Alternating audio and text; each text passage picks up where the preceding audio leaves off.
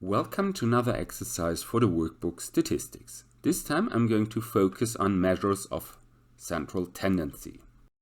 In particular, here I have the data for the age of students in a particular university lecture. As we can see, 12 students. And my task at this point is to illustrate the distribution of the dataset, calculate the statistics required for the construction of a box plot. So this means in particular maximum, minimum, median, and first and third quarter. Well, before we start with the calculation, let's first reorder our data set, because this will make the next part much easier. So reordering this as in an ascending fashion, meaning we're going to start with the smallest values, always increasing, so that in the end we have a data set starting at the smallest values, finishing at the largest values. This data set we're going to use in the next slide to actually do our calculations.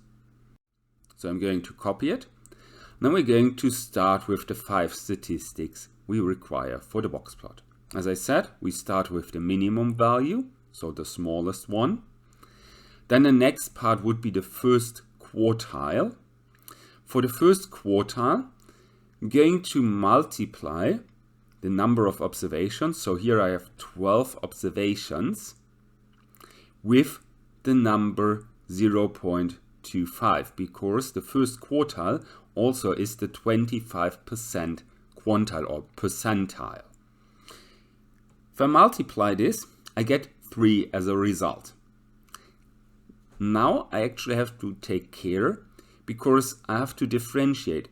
Do I get an integer as a result, or do I get something which is actually point something something?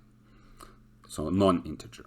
Here in this case I actually have an integer. So comparison to what I would elsewise do, as in round up and then take the corresponding observation. Here in this case I'm not going to consider observation 3, but I have to take the average of 3 and the next one, so 3 and 4. So here my first quartile actually would be 20.5. Then I continue with the median. The median has 2 formulas dependent on whether I have an even or an odd number of observations. Here I have an even number, I have 12 observations.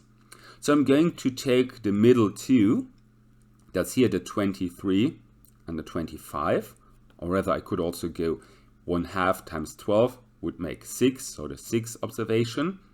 6 plus 1 makes 7, so the 7th observation, and take the average of those 2, which gives me in either case 24. Then get the third quartile, similar to the first quartile. Here I'm going to multiply 0.75 with the number of observations, giving me in this case 9. 9 again is an integer, so I'm not going to round anything up.